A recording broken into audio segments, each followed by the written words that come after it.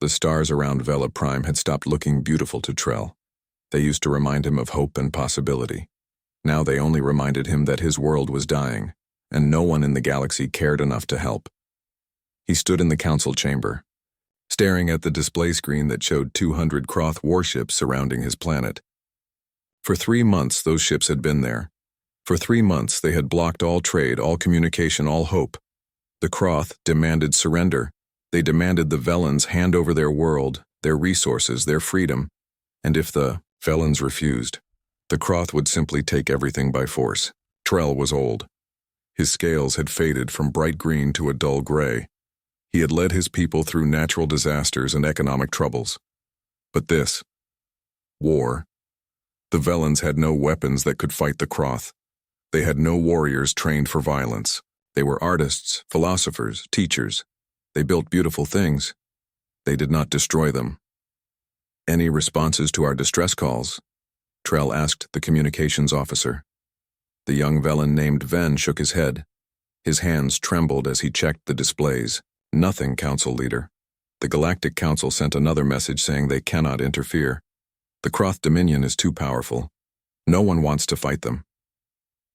Trell felt something break inside him. They had sent thousands of messages across every communication channel they knew. They had begged for help. They had offered everything they had, and the galaxy had turned its back on them. "How long until the Kroth attack?" Trell asked. "Their commander Vakrin gave us until tomorrow morning," Ven said quietly. "He says if we do not surrender by then, they will begin bombing our cities." Trell looked around the council chamber. The other leaders sat in silence. Some were crying. Others just stared at nothing. They all knew what surrender meant. The Kroth did not treat conquered people kindly. They would work the Velans to death in mines and factories. The Velan culture, thousands of years of art and philosophy, would disappear forever. "Then we have no choice," Trell said. His voice sounded hollow. "We must surrender. At least some of our people will survive." Ven suddenly sat up straight. "Council Leader, I'm receiving a transmission." "From the Kroth?" Trell asked. "No," Ven said, his eyes wide. "From outside the system. It's not using any known Galactic Council frequencies. The encryption is strange, very advanced." "Put it through," Trell ordered. Static filled the chamber. Then a voice came through, speaking in perfect Velan language. The voice was calm, steady, and somehow gentle despite its strength. "Velan Republic, this is Fleet Admiral Deho of the Terran Defense Coalition. We received your distress calls. We know the Galactic Council abandoned you. We know the Kroth have you surrounded. We know you have until tomorrow morning." There was a pause. "We're not going to let that happen. We heard you. We're coming. Hold on just a little longer." The transmission ended. The council chamber erupted in confused voices. Trell held up his hand for silence. "Ven, what do you know about these Terrans?" Ven's hands shook as he pulled up information on his display. What he found made his face go pale. "Council Leader, Terrans are what the galaxy calls humans. They're from a planet called Earth. It's classified as a Class 12 death world." Murmurs of fear spread through the chamber. Everyone knew what a death world was. Planet so dangerous that only the strongest, most aggressive species could survive there. Most civilized species came from safe worlds with gentle weather and few predators. Death world species were different. They were violent, unpredictable, and terrifying. "What else?" Trell asked, though he was not sure he wanted to know. "They only joined the galactic community 30 years ago," Ven continued. "Since then, they've been involved in 4 conflicts. They won all of them. Their casualty rates are extremely high compared to other species, but they keep fighting even when wounded. Other species call them Deathworlders. Most governments avoid contact with them. Are they coming to help us or conquer us?" one of the other council members asked. Trell did not know. He pulled up what little information the Galactic Council had on humans. What he saw made his blood run cold. Images of human soldiers in armor that looked like it was designed to intimidate. Records of human ships that seemed to prefer ramming enemies rather than fighting from safe distances. Reports from other species that described humans as relentless, stubborn, and frighteningly creative in violence. But there were other reports too. Stories of human medical teams helping refugees, records of human diplomats working to prevent wars, accounts of human ships rescuing stranded vessels even when it put them in danger. Trell could not understand it. How could one species be both things at once? "Council leader," Ven shouted. "Croth communications are going wild. They intercepted the human message." Trell switched his display to monitor Croth channels. He could hear Vakrin laughing. "Humans?" Vakrin's voice boomed across the channel. "One species against our entire armada? This will be entertaining." "Let them come. We will add their ships to our collection." But Trell noticed something in Vakrin's voice. Under the confidence, there was a hint of uncertainty. Vakrin had heard of humans, too. The next 6 hours felt like 6 years. The Velans waited. They did not know if the humans would arrive in time. They did not know if the humans could fight 200 Croth warships. They did not even know if the humans were really coming to help, or if they had their own plans for Vela Prime. Trell spent those hours researching everything he could find about humans. The more he learned, the more confused he became. Humans seemed to love violence, yet they also seemed to hate it. They wrote poems about peace while building weapons of war. They would risk their lives to save strangers, then turn around and destroy enemies without mercy. What kind of species were they? "Contact!" Ven suddenly yelled. "Multiple hyperspace signatures detected at the edge of the system." Every screen in the council chamber switched to show the same view. 40 human ships dropped out of hyperspace. They were smaller than Croth warships, and they looked different from any military vessels Trell had ever seen. Instead of smooth, sleek designs, human ships looked rough and angular. They had thick armor plating welded on in layers. Some had weapons that looked like they had been added as afterthoughts. They looked like they had been built to take damage and keep fighting. 40 ships against 200. Trell whispered. "They cannot win this." The human fleet did not slow down. They did not wait. They formed up into groups and began accelerating toward the Croth blockade at speeds that made Trell's stomach turn. Normal species fought from long range, using energy weapons and missiles. The humans seemed to be flying straight at the enemy like they wanted to crash into them. Deho's voice came through the communication channel again. This time, he was speaking to Trell directly. "Council Leader Trell, I'm Admiral Deho. My fleet is going to break the Croth blockade. I need you to keep your people calm. Things are about to get loud, but we're here to protect you, not scare you. Can you do that?" Trell found his voice. "Admiral, there are 200 Croth ships. You only have 40. Please do not throw your lives away for us." Deho laughed. It was a warm sound, not cruel or mocking. "Council Leader, we've faced worse odds. Besides, the Croth made a big mistake." "What mistake?" Trell asked. "They thought no one would answer your call for help," Deho said. "They were wrong. Humans always answer." The channel closed. Trell watched as the human fleet split into smaller groups. They moved in patterns that seemed random at first, but then Trell realized it was chaos with purpose. The humans were not flying in neat formations like the Croth. They were moving like a pack of predators, each group covering the others while they maneuvered for position. Vakrin's voice boomed across all channels. "Human fleet, you are outnumbered 5-1. Surrender now, and we will allow you to leave." Trell never heard Deho's response to Vakrin, but he saw it. Every human ship opened fire at once. The Croth fired first. That was what Vakrin would later claim, though everyone who watched the battle knew it was a lie. The Croth opened fire because they were used to enemies who feared them. They expected the humans to dodge, to retreat, to show some sign of self-preservation. The humans did not dodge. Trell watched from the council chamber as human ships flew directly into the Croth weapons fire. Energy beams that would have torn through normal vessels splashed against the human armor, like water against stone. Some beams got through, burning holes in the thick plating. But the human ships kept flying. They kept moving forward like nothing could stop them. "Their armor is insane," Ven said, his voice filled with disbelief. "They are not using energy shields at all. Just thick metal plating. Who builds ships like that?" "People who expect to get hit," Trell said quietly. The human ships reached the Croth formation and everything changed. They did not fight like any military force Trell had ever studied. Normal battles happened at long range. Ships fired at each other from thousands of kilometers away, using computers to aim. It was clean, organized, and predictable.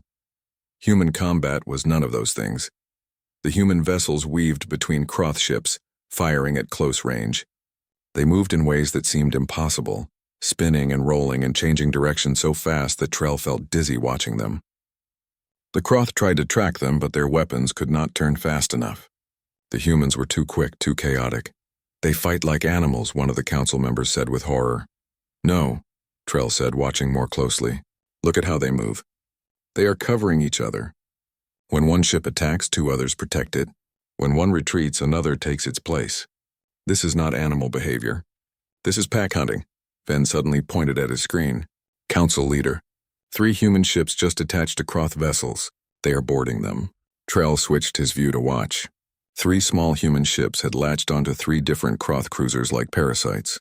He could see human soldiers in armored suits cutting through the Croth hulls with tools that glowed white-hot. Within seconds, they were inside. Can we track what is happening inside those ships? Trell asked. Ven worked his controls. Yes, but Council Leader, you should see this. The display showed thermal imaging of the interior of a Croth cruiser. The Croth crew numbered over 300. The human boarding team was 12 soldiers. 12 against 300.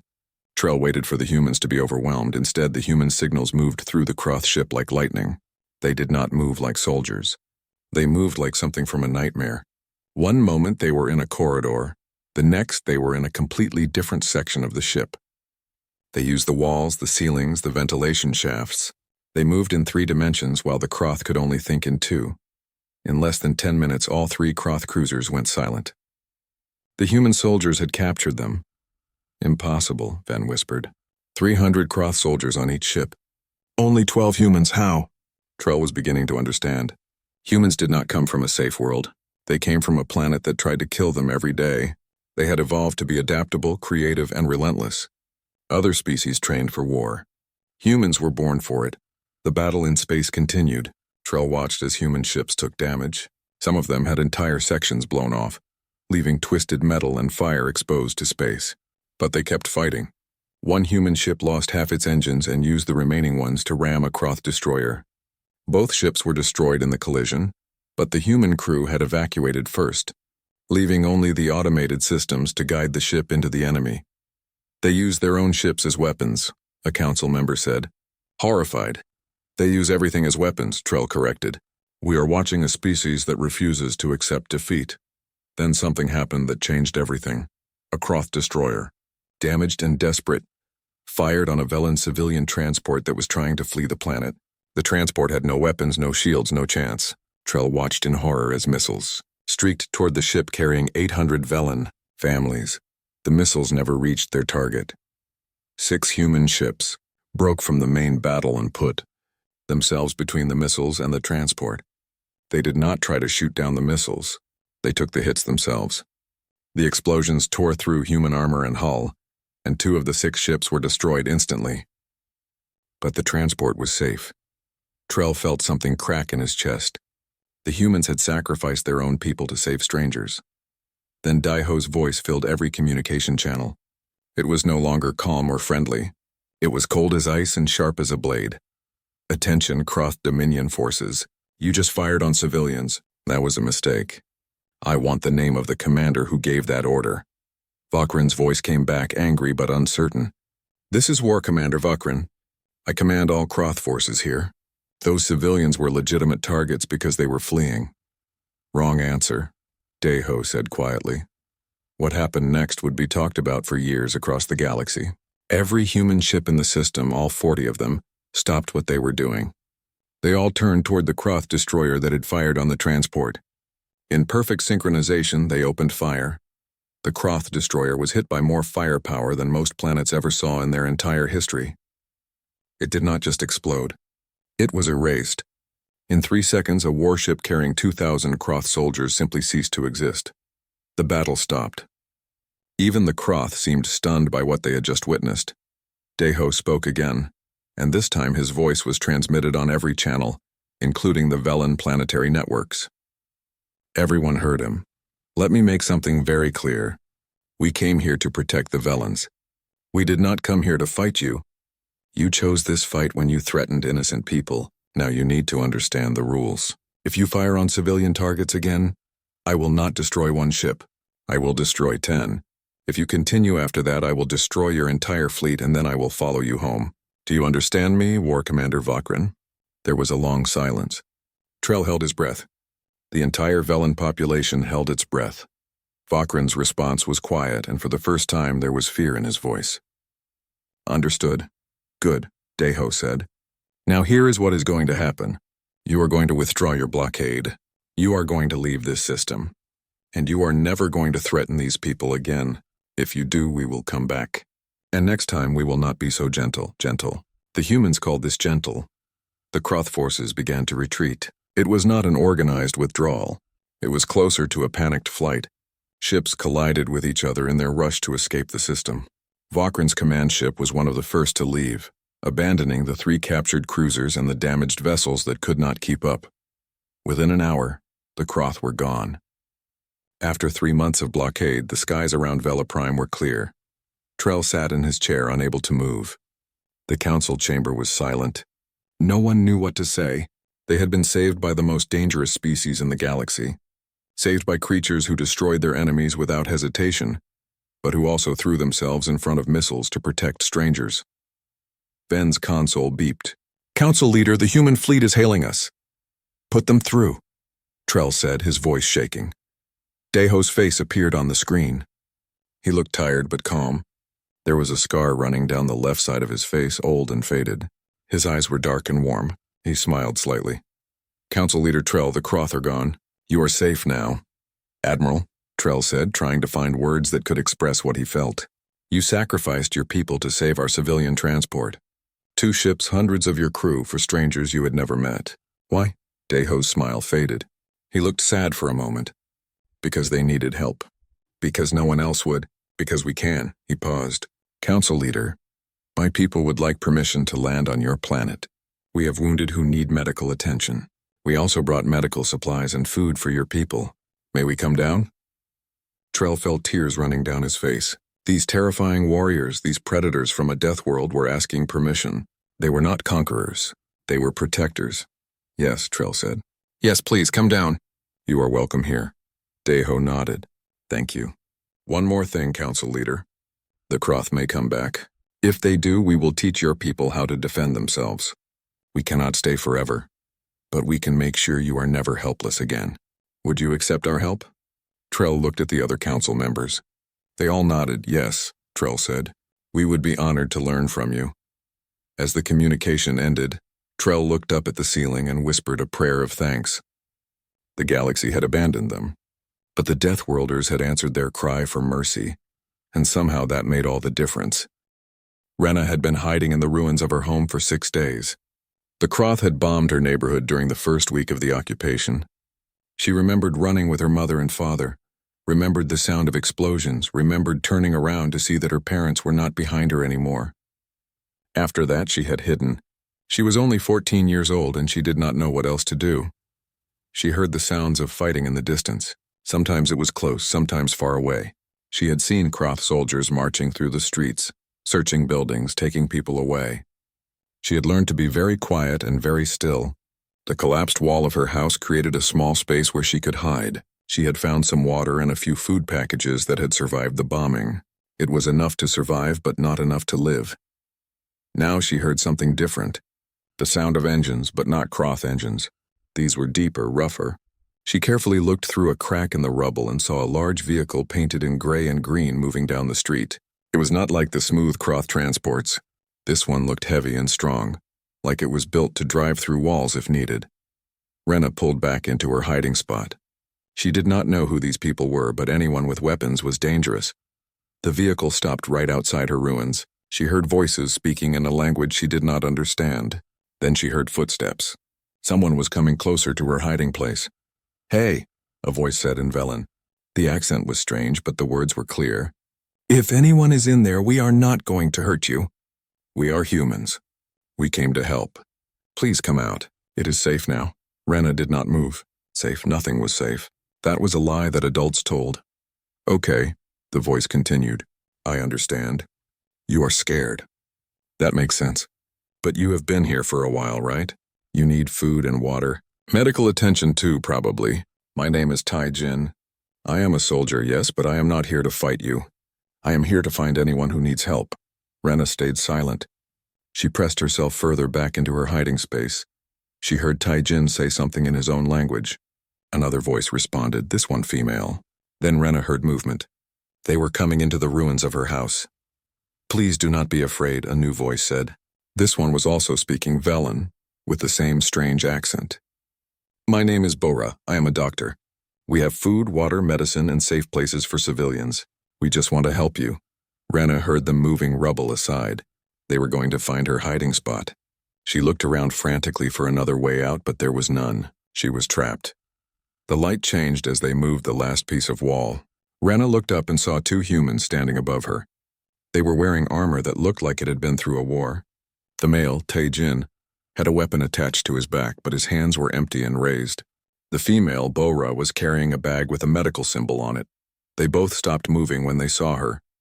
Bora's face changed, becoming soft and sad. She knelt down slowly, making herself smaller, less threatening. Oh, sweetheart, Bora said quietly. You have been here alone? For how long? Rena could not speak. She could only stare at these strange beings. They were taller than Velen's, with smooth skin instead of scales.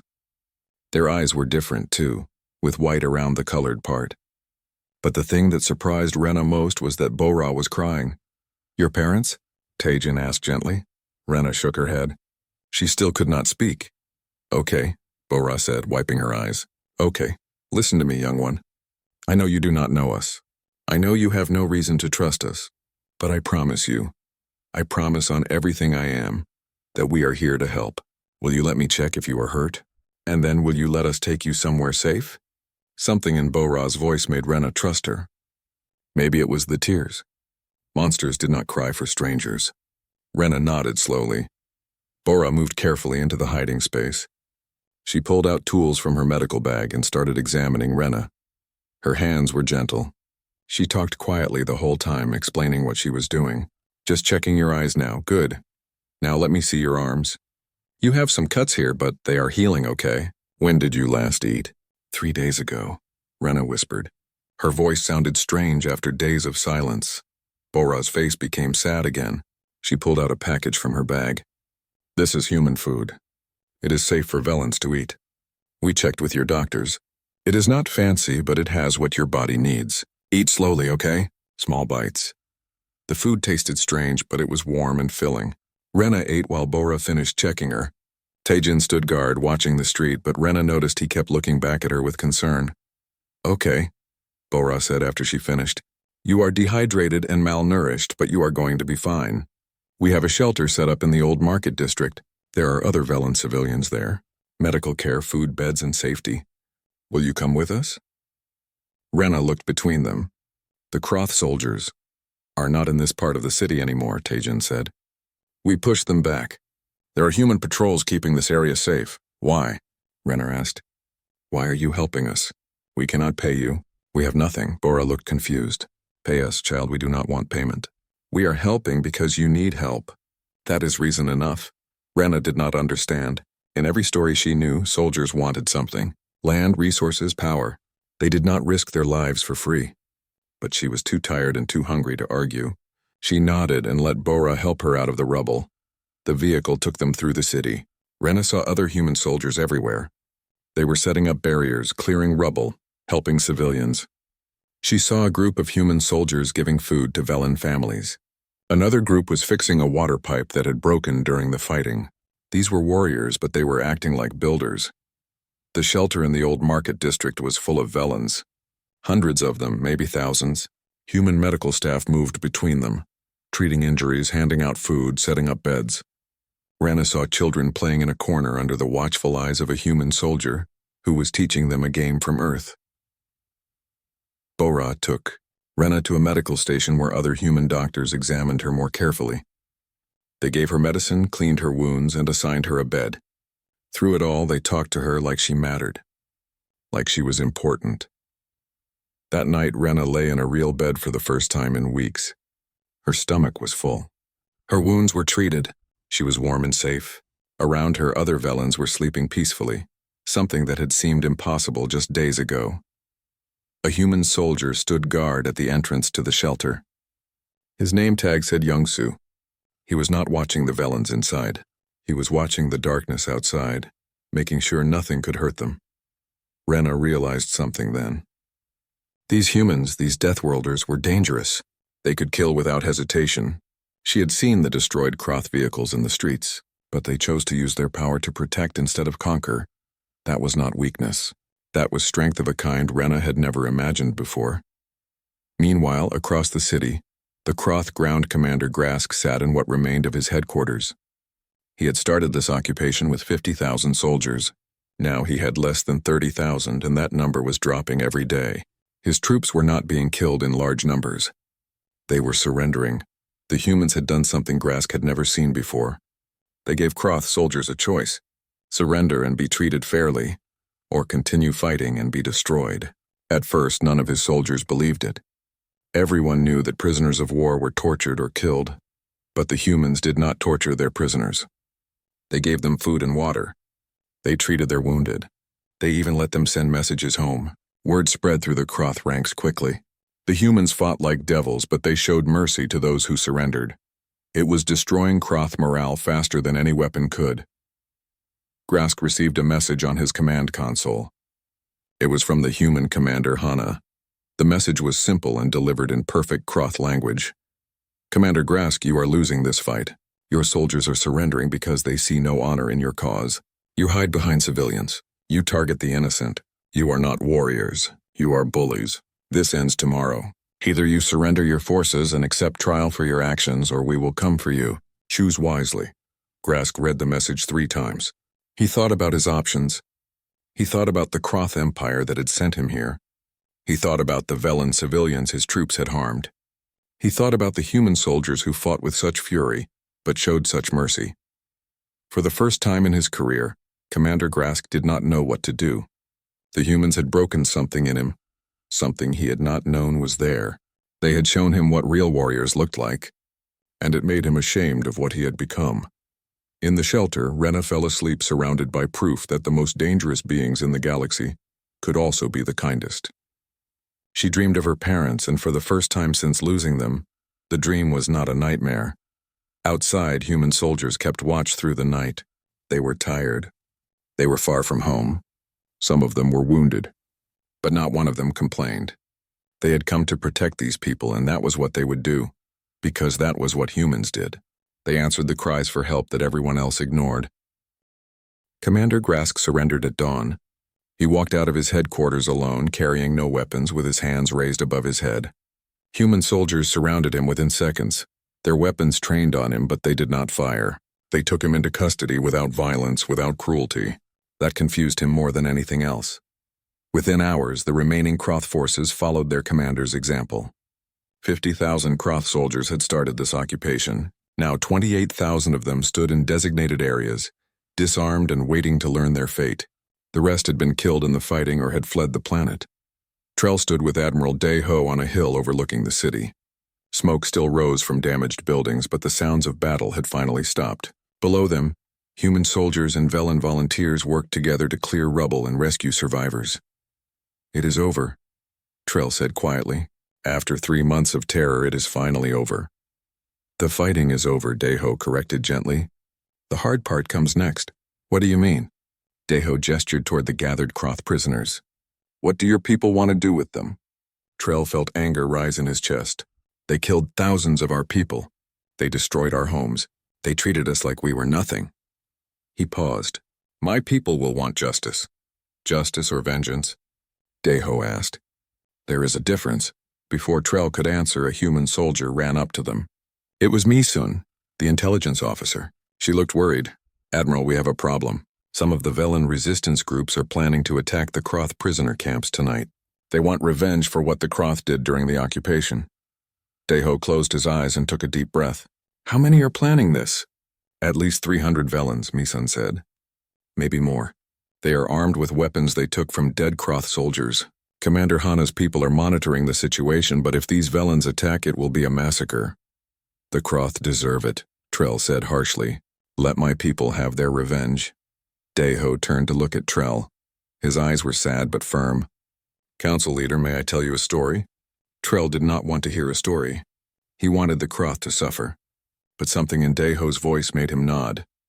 70 years ago, Earth had a war, Deho began. It was called the Third World War. Billions died. Entire cities were destroyed. Families were torn apart. When the war finally ended, people wanted revenge. They wanted the losing side to suffer. And for a while, we gave them that. We punished them. We made them hurt. Deho looked out over the city. Do you know what happened next? 20 years later, another war started. Because the people we had punished raised their children to hate us. Because revenge does not end cycles of violence. It just creates new ones. So what should we do? Trell asked. Forgive them? Let them go unpunished? No, Deho said firmly. Justice means they face consequences for their actions. They will stand trial. They will be held accountable. Some of them will spend the rest of their lives in prison, but justice is not the same as revenge. Justice says you did wrong and must face the consequences. Revenge says you hurt me, so I will hurt you worse. My people have suffered, Trell said. His voice broke. We have lost so much. I know, Deho said softly. And that suffering is real and valid. But if your people become the same kind of monsters that hurt them, then the Kroth have won. They will have turned you into a reflection of themselves. Trell felt tears on his face again. He was so tired of crying. How do we stop the attack on the prisoner camps? Let me talk to your people, Deho said. That evening, Deho stood in front of 300 angry Velans. They held weapons and determination in equal measure. Rena was in the crowd, and she wanted revenge too. These Kroth had killed her parents. Why should they get to live? I know you are angry, Deho said. His voice carried across the gathered crowd without him needing to shout. I know you want to make them pay for what they did. I understand that feeling. Every human here understands it. Then let us have our justice. Someone in the crowd yelled. What you are planning is not justice, Deho said. It is murder. And I cannot let you do it. Angry voices rose from the crowd. Deho raised his hand for silence. Surprisingly, they quieted. Let me tell you what will happen if you attack those camps, Deho continued. You will kill unarmed prisoners. You will become exactly what they were. And years from now, when your children ask you about this day, you will have to tell them that when you had the chance to be better than your enemies, you chose to be just like them instead. They deserve to die, another voice shouted. Rena found herself nodding in agreement. Maybe, Deho said. Some of them probably do. But that decision is not yours to make. It is not mine either. It belongs to judges and courts and the rule of law. Because that is what separates civilization from barbarity. That is what makes you different from the Kroth. An older Velan stepped forward. His scales were scarred from torture. My family died in the camps. You ask me to show mercy to the people who killed them? Deho walked down from the platform and stood face to face with the Velan. No. I am asking you to show mercy to yourself. Because if you kill those prisoners, you will have to live with that for the rest of your life. And it will not bring your family back. It will not heal your pain. It will only add to it. How would you know? The Velan asked bitterly. Because I have done it, Deho said quietly. In my first war, I killed prisoners. I told myself they deserved it. I told myself it was justice. But it was not. It was just me trying to ease my pain by causing more pain. And it did not work. It has been 30 years and I still see their faces every night before I sleep. The crowd had gone completely silent. Deho continued, his voice soft but clear. The Kroth will face trial. Those who gave orders to harm civilians will face the harshest punishments. Those who committed atrocities will answer for them, but it will be done properly, with evidence and witnesses and fair judgment, not with an angry mob in the night. That is what separates you from them. That is what makes you worth saving. Rena felt something shift inside her. She still wanted the Kroth to pay for killing her parents, but she realized Deho was right. Her parents had been kind people. They would not want her to become a killer. One by one, the Velans put down their weapons. 3 days later, the first trials began. The Galactic Council sent observers, though they had refused to send help during the occupation. Grask stood before a Velen judge with a human lawyer present to ensure the trial was fair. The evidence against him was overwhelming. Witness after witness testified about the orders he had given, the civilians who had died because of his decisions. Grask did not try to defend himself. He sat silently through it all. When the judge asked if he had anything to say before sentencing, he stood. "I have no excuse for what I did," Grask said. "I followed orders. I believed the Kroth Empire was right. I believed the Velens were weak and that weakness deserved to be punished." He looked at the Velens in the courtroom. "I was wrong. The humans showed me what real strength looks like. It is not about who can cause the most pain. It is about who can remain decent even when they have the power to be cruel." The judge sentenced Grask to life imprisonment with hard labor. He would spend the rest of his days helping to rebuild what he had destroyed. Many other Kroth officers received similar sentences. Some Kroth soldiers, those who had only followed orders and had not committed specific crimes, were sent back to their empire with a warning. But something unexpected happened with many of the Kroth prisoners. Nearly 3,000 of them asked to stay on Vela Prime. They wanted to help rebuild. They wanted to prove they could be better than what they had been. At first, the Velens were outraged. Let the enemy stay? Work alongside them? It seemed impossible. But Deho spoke with Trell again. "Some of these Kroth soldiers are young," Deho said. "They were taught that might makes right. They were taught that showing mercy was weakness. But they see now that they were wrong. Give them a chance to prove they can change." "And if they hurt my people again?" Trell asked. "Then human forces will still be here for a few more months," Deho said with a slight smile, "and they will face justice. But I do not think they will. People can change, Council Leader. Sometimes all they need is to see a better way." Trell agreed, though he was not entirely convinced. In the medical shelter, Bora tended to wounded Velens and wounded Kroth alike. At first, the Velens were angry that their saviors were helping the enemy. But Bora explained it simply. "A wounded person is a wounded person," she said. "When someone needs medical help, I do not ask what side they were on. I just help them.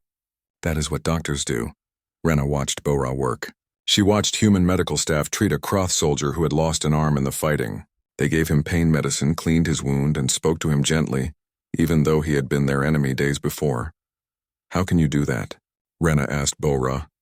"How can you help them after what they did?" Bora looked at her with tired eyes. "Because if I only helped people I liked, I would not be a very good doctor. And because hating them does not help anyone. It just makes more hate." That night, Rena saw something that changed her forever. One of the Kroth soldiers who had asked to stay was working with human engineers to repair a school. Velen children watched from a distance.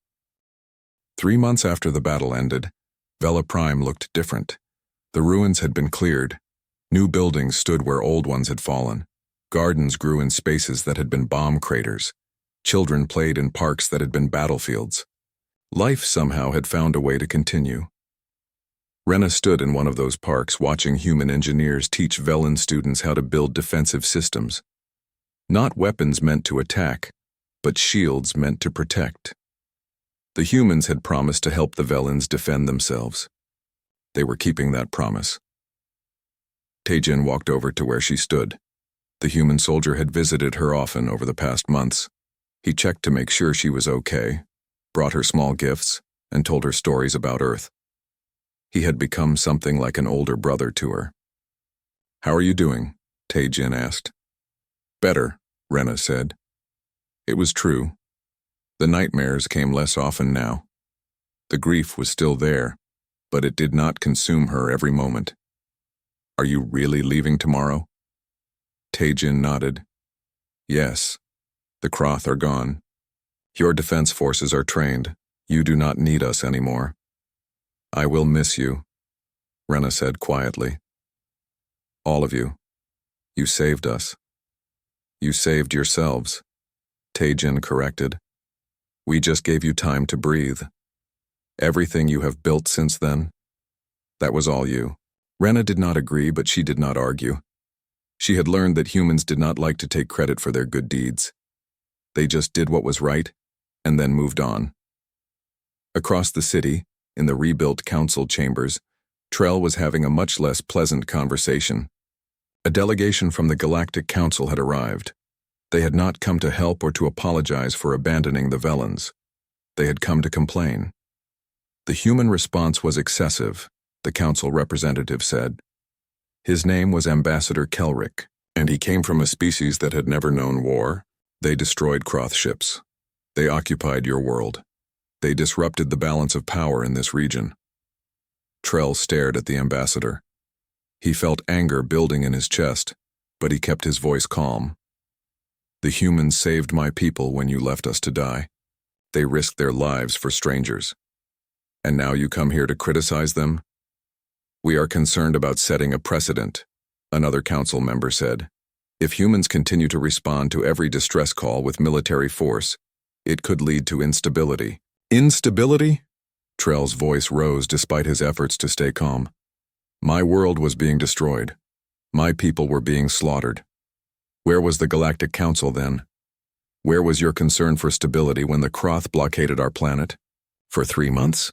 We could not risk war with the Kroth Dominion, Kelrick said. The consequences would have been... The consequences? Trell stood up from his seat. The consequence of your cowardice was that innocent people died while you did nothing. The humans did not care about consequences. They cared about doing what was right. Kelrick looked uncomfortable. Nevertheless, we must insist that you sever your alliance with the humans. Their presence here threatens the political balance. Get out, Trell said quietly. Excuse me? Get out of my world, Trell repeated, louder this time. You abandoned us. You have no right to tell us who we can call friends. The humans are welcome here forever. You are not welcome here at all. The council delegation left quickly after that. Trell sat back down in his chair, shaking with anger and satisfaction in equal measure. For too long, the Velans had been polite and accommodating to everyone. The humans had taught them that sometimes standing up for yourself was necessary. That evening, there was a farewell ceremony for the human fleet. Thousands of Velans gathered in the main square. The human soldiers stood in formation, looking uncomfortable with all the attention. Humans, Trell had learned, did not like being celebrated. They preferred to work quietly and leave without fanfare. Admiral Deho stood at the front. He had been offered medals, honors, and titles by the Velan government. He had refused them all. We did not come here for rewards, he had said. We came because you needed help. Now he stood before the crowd and spoke briefly. People of Vela Prime, it has been an honor to fight beside you and to help you rebuild. You showed incredible courage during the occupation. You showed incredible grace after it ended. You chose justice over revenge. You chose to rebuild instead of dwelling on destruction. That takes more strength than winning battles. Deho paused, looking out over the crowd. We are leaving tomorrow, but we are not abandoning you. If you ever need us again, just call. Humans always answer. The crowd erupted in cheers. Velans waved banners thanking the humans. Children threw flowers. It was overwhelming and beautiful and sad all at once. Hana stood next to Deho. She leaned close and whispered, I am getting another distress call. Deho's expression did not change, but Trell, standing nearby, saw something flash in his eyes. Not frustration or weariness. Determination. Where? Deho asked quietly. A mining colony called Reth, 3 systems away. They are under attack by pirates. Local authorities cannot handle it. They sent out a general distress call. Did anyone else respond? No, sir, just us. Deho nodded slowly. After the ceremony, he would look at the details. After his people had rested, they would go help another group of strangers, because that was what humans did. Later that night, Rena found Bo-Ra at the medical center. The human doctor was packing up supplies. Most of the wounded had recovered. The Velan medical staff had learned from Bo-Ra and her team. They could handle things now. Thank you, Rena said. For everything. For saving me. For showing me that I could heal. Bo-Ra smiled and hugged Rena. You are going to be okay. You know that? You are stronger than you think. I learned from the best, Rena said. No, Bo-Ra said gently. You learned from your own strength. We just showed you it was there. The next morning, The human fleet prepared to leave. Their ships had been repaired, their supplies had been restocked. Velen engineers had even helped upgrade some of their systems as a thank you gift. On the flagship, Deho sat in his command chair and looked at the report about the Reth colony. Pirates were raiding their supply ships. People were starving. The Galactic Council had been contacted but had done nothing, calling it an internal security matter. Set course for Reth, Deho ordered. Sir, Misun said carefully. The crew is tired. We lost people on Vela Prime. Maybe we should return. To Earth first, rest? Let someone else handle this? Deho looked at his intelligence officer. She was right. The crew was exhausted. They had been away from home for 8 months. They deserved rest. But people were dying on Reth. People who had no one else to help them. How many people on Reth? Deho asked. About 20,000, Misun said. Most of them are miners and their families. Deho looked around his bridge. Hana was there, tired but alert. Taijin stood at his station, ready for whatever came next. Bora was in the medical bay, preparing for potential casualties. Young Su was in the chapel, probably praying for the crew's safety. They were all tired. They all wanted to go home, but he knew if he asked them to vote, every single one would vote to go to Reth. We will rest when people stop needing help, Deho said. Set course for Reth. Maximum speed. The fleet jumped to hyperspace, leaving Vela Prime behind. On the planet's surface, Trell watched the human ships disappear into the stars. He felt tears on his face again, but this time, they were not tears of grief. They were tears of gratitude and hope. Vess, the young child who had held Youngsu's hand at the memorial, stood next to Trell. Will they come back? The child asked. If we need them, yes, Trell said. But I hope we do not need them. I hope we can be strong enough on our own now. Because they taught us how. Yes, Trell said. They taught us that being strong does not mean being cruel. They taught us that showing mercy does not make you weak. They taught us that the greatest power is choosing to protect instead of destroy. Vess thought about this. I want to be like them when I grow up. Trell smiled. Then be kind. Be brave. Be willing to help people even when it is hard. That is what makes someone like them. Across the city, Rena stood with other young Velans who had signed up for the new defense force. They were training to protect their world, not to conquer others. Human instructors had taught them well. They knew how to fight, but more importantly, they knew when to fight and when to show mercy. One of her fellow trainees was a young Kroth named Vek. He was one of the soldiers who had chosen to stay and help rebuild. At first, Rena had hated training beside him, but over time she had seen his genuine remorse. She had seen him work harder than anyone else to make things right. She would never forgive the Kroth for what they had done, but she could accept that this one Kroth was trying to be better. That was enough. Do you think we will ever be as good as the humans? Vek asked her. No, Rena said honestly. But we can try. We can choose to be protectors instead of predators. That is what they taught us. In orbit, the last human ship completed its departure preparations. On the bridge, a junior officer named Sung-Ho monitored communications. He picked up a weak signal. Another distress call, this one from a research station near the Galactic Rim. He almost ignored it. Command had already ordered them to Reth. But something made him flag it for Admiral Deho's attention. Deho looked at the distress call. The research station had 37 people.